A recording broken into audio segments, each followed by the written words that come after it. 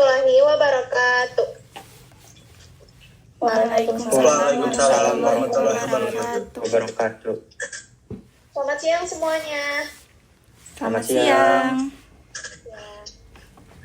Oke, pada kesempatan kali ini saya bersama rekan-rekan saya dari kelompok 6 akan membuat video podcast dengan materi sejarah pemilu dan partai politik di Indonesia. Sebelum kita masuk ke materinya, saya akan memperkenalkan diri saya terlebih dahulu dan memperkenalkan rekan-rekan saya. Perkenalkan, nama saya Alia Azhara Gustianto, nomor absen 4. Nama saya Ferry Febriana Putra dari absen 13. Nama saya Fonita Riani Muskawati dari absen 14. Nama saya Syabira Azmagasani dari absen 32. Nama saya Wibowo Agung Prawira dari absen 36. Nah, itulah nama-nama rekan-rekan saya yang akan turut serta dalam pembuatan podcast untuk tugas mata pelajaran sejarah ini dengan materi sejarah pemilu dan partai politik di Indonesia. Ngomongin tentang pemilu, sebenarnya apa sih arti dari pemilu itu sendiri? Dilansir dari situs resmi Komisi Pemilihan Umum, dalam sebuah negara demokrasi, pemilu merupakan salah satu pilar utama dari proses akumulasi kehendak masyarakat. Melalui pemilu ini, rakyat memilih wakilnya. Selanjutnya, para wakil rakyat diserahi mandat kedaulatan rakyat untuk mengurusi negara. Sarana pelaksanaan kedaulatan rakyat ini dilaksanakan secara luber jurdil atau langsung, umum, bebas, rahasia, jujur, dan adil. Nah, seperti yang udah tadi dijelaskan sama Ferry tentang arti pemilu, ternyata pemilu itu memiliki asas yang berbunyi luber jurdil. Pengertian dari luber jurdil itu sendiri adalah kepanjangan dari langsung, umum, bebas, rahasia, jujur, dan adil. Pengertian dari langsung. Nah, pengertian dari langsung itu berarti pada saat pencoblosan, pemilih memilih secara langsung tanpa diwakilkan. Lalu ada umum yang memiliki artian bahwa ketika telah memenuhi syarat, para peserta pencoblosan dapat menggunakan haknya tanpa terkecuali. Lalu ada bebas yang artinya pemilih bebas menggunakan hak suaranya tanpa paksaan dari pihak manapun. Setelah itu ada rahasia. Rahasia yang artinya pada saat memilih tidak ada orang lain yang mengetahui apapun pilihannya. Lalu ada jujur. Jujur di sini memiliki arti bahwa semua pihak yang terlibat dalam pemilu harus bersikap jujur sesuai dengan aturan yang berlaku, serta adil yang artinya pelaksanaan pemilu dilaksanakan secara adil. Nah, setelah saya tadi menyebutkan tentang asas pemilu, yaitu pemilu berjurdil, lalu Ferry menjelaskan tentang pengertian pemilu, sepertinya tidak lengkap jika kita tidak tahu nih bagaimana tentang awal mula pemilu. Gimana sih awal mula pemilu itu? Nah, jadi awal mulai pemilu itu satu hari setelah proklamasi kemerdekaan, yaitu tanggal 18 Agustus 1945, Panitia Persiapan Kemerdekaan Indonesia atau PPKI menetapkan Soekarno dan Muhammad Hatta sebagai Presiden dan Wakil Presiden. Lalu pada tanggal 3 November 1945 melalui Maklumat 10 atau Maklumat Wakil Presiden Muhammad Hatta mendorong pembentukan partai-partai politik untuk persiapan rencana penyelenggaraan pemilu pada tahun 1946. Maklumat 10 membenarkan partai-partai politik yang telah terbentuk sebelumnya sejak zaman Belanda dan Jepang. Amanat Maklumat 10 selain pembentukan partai-partai politik adalah menyelenggarakan pemilu untuk memilih anggota DPR pada Januari 1946. Namun, rencana tersebut tidak dapat dilaksanakan karena yang pertama adalah adanya pertikaian internal di dalam lembaga pemerintah. Hal ini cukup menguras energi dan perhatian sehingga kondisi negara tidak stabil. Yang kedua yaitu pemerintah dan rakyat fokus mempertahankan kemerdekaan. Dan yang ketiga yaitu belum adanya UU Pemilu yang mengatur tentang pelaksanaan pemilu. Alasan kebetulan yang latar belakangi pemilu 1955. Kemudian pada 4 April 1953, UU Pemilu disahkan oleh Kabinet Wilopo menjadi UU nomor 7 tahun 1953. Tidak lama setelah pengesahan itu, Kabinet Wilopo mengembalikan mandatnya dan digantikan oleh Kabinet Ali Sastroa Mijojo.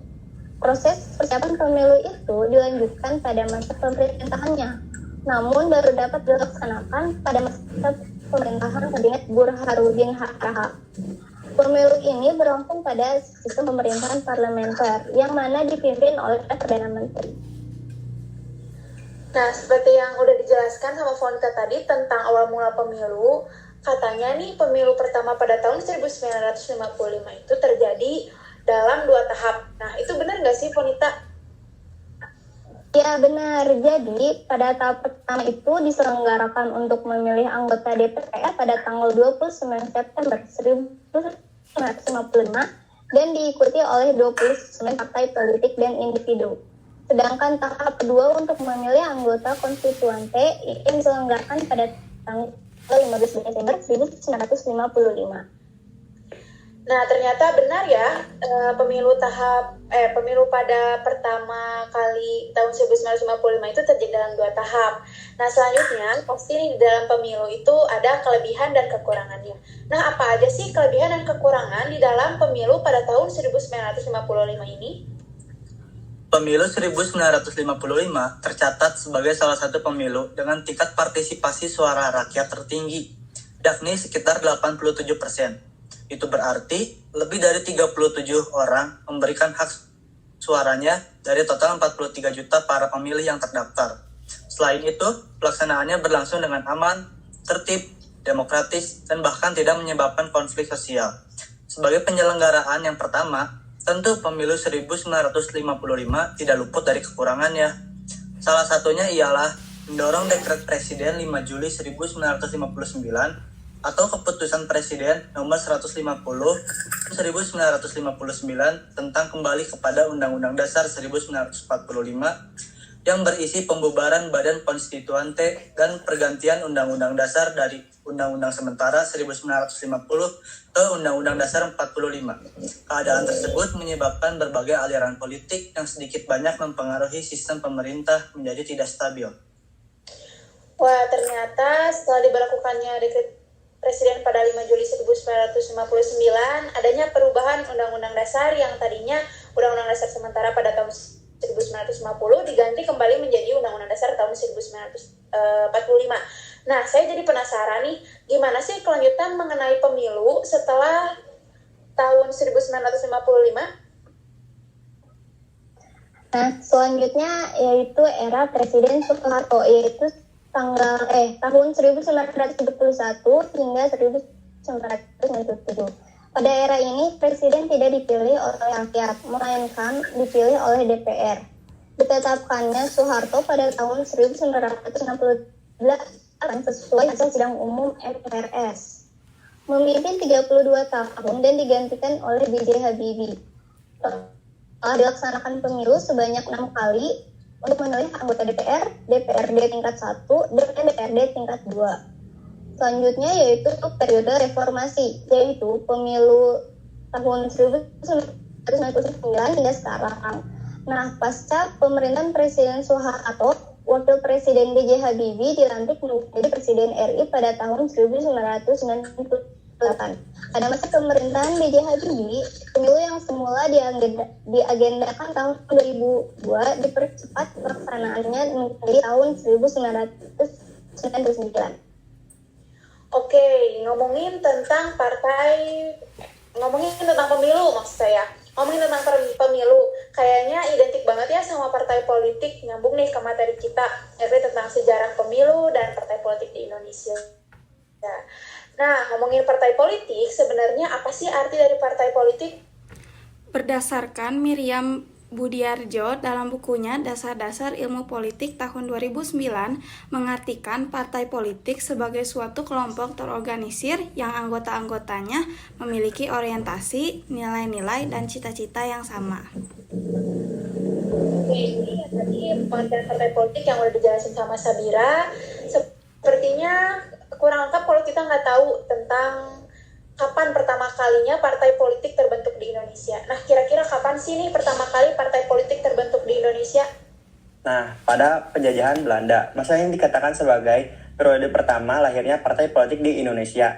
Lahirnya partai menandai keadaan kesadaran nasional. Pada masa itu, semua organisasi yang bertujuan sosial seperti Budi Utomo dan Muhammadiyah, ataupun yang berasaskan politik agama dan sekuler seperti Serikat Islam, PNI, dan Partai Katolik, ikut melakukan peranan dalam gerakan nasional untuk Indonesia Merdeka.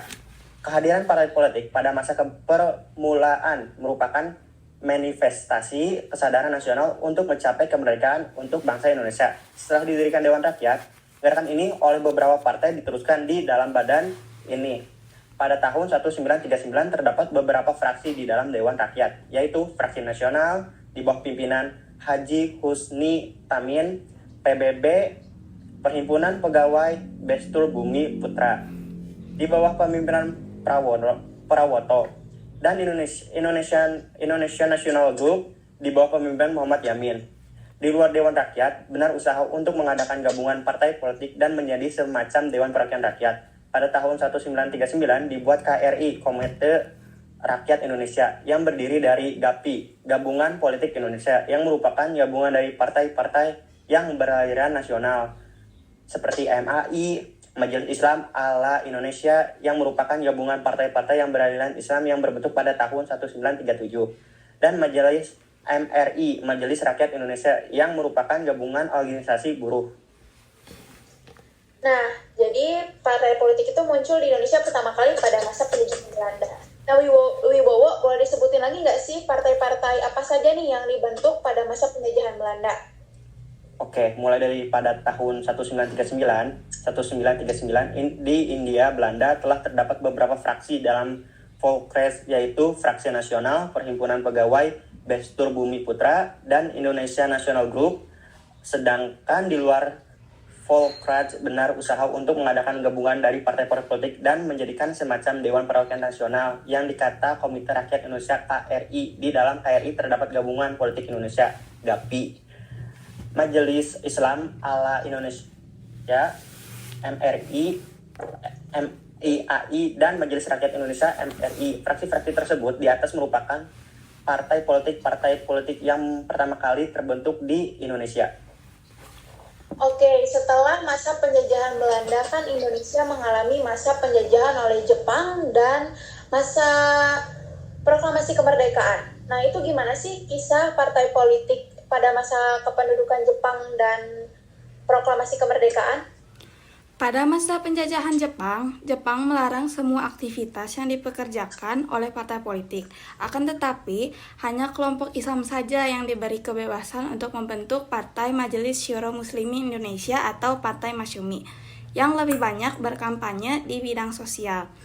Beberapa bulan setelah proklamasi kemerdekaan, bukalah kesempatan Akbar untuk mendirikan partai politik, sehingga bermunculanlah partai-partai politik di Indonesia.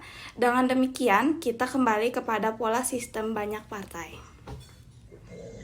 Oke, setelah masa penjajahan Jepang, masa penjajahan Belanda, masa proklamasi Indonesia, saya pernah dengar nih katanya tahun 1950 sampai 1959 itu menjadi masa kejayaan politik. Nah, kenapa sih disebut masa kejayaan politik?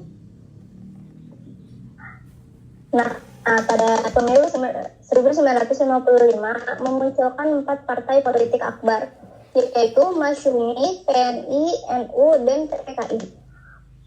Masa tahun 1950 hingga 1959 ini sering dikata sebagai masa kejayaan partai politik karena partai politik melakukan peranan yang sangat penting dalam kehidupan bernegara melewati sistem parlementer. Sistem banyak partai ternyata tidak bisa berlanjut. Partai politik tidak bisa menerapkan fungsinya dengan benar, sehingga kabinet jatuh dan tidak bisa menerapkan program kerjanya. Sebagai dampaknya, pembangunan tidak bisa berjalan dengan benar. Masa demokrasi parlementer diakhiri dengan Dekret 5 Juli 1959 yang mewakili masa-masa demokrasi terpemimpin. Oke, setelah tadi Fonita menjelaskan alasan kenapa disebut sebagai masa kejayaan politik, kan masa demokrasi parlementer itu tergantikan dengan masa demokrasi terpimpin. Nah, bagaimana sih partai politik pada masa demokrasi terpimpin? Pada masa demokrasi terpimpin ini, peranan partai politik mulai dijadikan menjadi kurang. Sedangkan di pihak lain, peranan presiden sangat kuat. Partai politik pada masa ini dikenal dengan Nasakom, atau Nasional, Agama, dan Komunis, yang diwakili oleh NU, PNI, dan PKI. Pada masa demokrasi terpimpin ini, tampak sekali bahwa PKI melakukan peranan lebih kuat, terutama melewati G30 SPKI. Nah, setelah masa demokrasi terpimpin kan tergantikan menjadi masa Orde Baru. Nah, bagaimana partai politik pada masa Orde Baru? Setelah itu, Indonesia memasuki masa Orde Baru, dan partai-partai bisa berkampanye lebih leluasa dibanding dengan masa demokrasi terpimpin.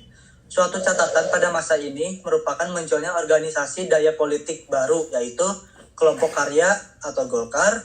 Pada pemilihan umum tahun 1971, Golkar muncul sebagai pemenang. Pemenang partai diikuti oleh 3 partai politik akbar, yaitu NU, Parmusi atau Persatuan Muslim Indonesia, serta PNI.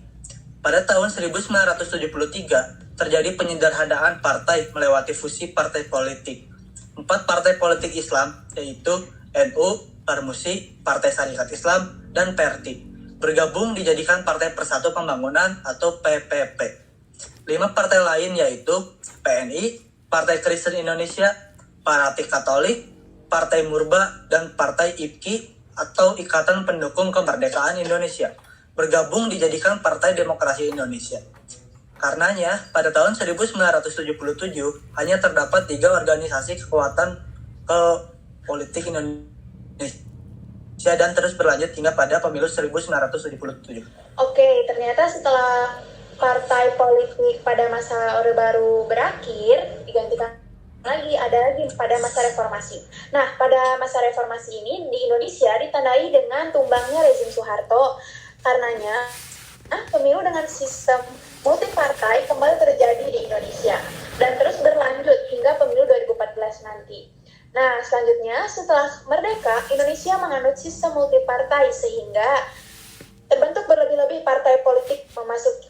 Nah, pada saat memasuki masa Orde Baru tahun 1965 sampai 1998, partai politik di Indonesia itu hanya berjumlah 3 partai, yakni Partai Persatuan Pembangunan, Kelompok Karya, dan Partai Demokrasi Indonesia. Di masa reformasi, Indonesia kembali menganut sistem multipartai. Dari tadi ngomongin tentang partai politik, sebenarnya saya penasaran nih, apa tujuan utama dari partai politik itu? Tujuan utama partai politik adalah untuk mendapatkan kekuasaan politik dan merebut kedudukan politik dengan cara konstitusional guna melaksanakan programnya. Oke, setelah tadi Sabira menjelaskan tentang tujuan utama partai politik, ternyata partai politik juga memiliki tujuan umumnya, yakni mewujudkan cita-cita nasional bangsa Indonesia sebagaimana yang dimaksud dalam pembukaan Undang-Undang Dasar Negara Republik Indonesia tahun 1945, menjaga dan memelihara keutuhan Negara Kesatuan Republik Indonesia, mengembangkan kehidupan demokrasi berdasarkan Pancasila dan menjunjung tinggi kedaulatan rakyat dalam Negara Kesatuan Republik Indonesia, serta mewujudkan kesejahteraan bagi seluruh rakyat Indonesia. Nah, udah ngomongin tentang tujuan, penasaran juga sebenarnya apa sih peranan dari partai politik itu sendiri? Nah, peranan partai politik berfungsi sebagai salah satu sarana sosialisasi politik untuk dapat menjadi pemenang di dalam pemilihan umum atau pemilu, serta menguasai pemerintahan dalam artian menjadi kepala daerah, presiden, ataupun pemimpin lainnya. Oke, itu ternyata peranan penting dari partai politik ya. Sekarang tadi kan saya menyebutkan tentang sistem multipartai. Nah, sebenarnya ada berapa sistem kepartaian sih? Berdasarkan pembagian Maurice de Verger dalam buku Political Parties, ada 3 sistem kepartaian, yaitu sistem 1 partai, sistem 2 partai, dan sistem multipartai. Setelah dianalisis oleh kaum intelektual pembaharu yang banyak bermukim di Bandung, sistem 2 partai dianggap lebih tepat bagi Indonesia yang sedang mencari format politik setelah pemerintahan Soekarno jatuh, karena sistem ini terbukti berjalan dengan baik di banyak negara barat. Namun, gagasan alternatif pembaharuan sistem kepartaian itu tidak berjalan dengan mulus, bahkan kemudian ditinggalkan. dan baru muncul kembali nuansanya setelah situasi politik lebih stabil. Nah, setelah beberapa sistem kepartaian yang tadi sudah dijelaskan oleh Sabira, ternyata ada kemampuan yang dimiliki oleh partai politik, yakni partai politik dianggap mampu untuk menyalurkan partisipasi politik masyarakat yang kompleks tersebut. Nah, tadi saya bersama rekan-rekan saya kelompok 6 sudah menjelaskan tentang sejarah pemilu dan partai politik di Indonesia. Sepertinya sekian dulu dari materi kita hari ini. Terima kasih untuk semua rekan-rekan saya dan terima kasih untuk waktunya. Oke, sama-sama. Ya, sama-sama.